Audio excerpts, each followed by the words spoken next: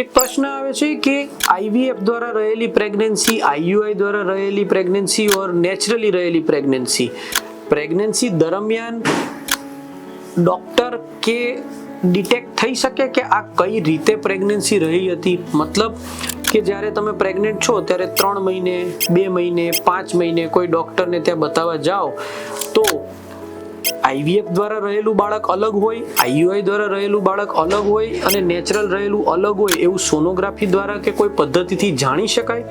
તો એનો જવાબ છે ના.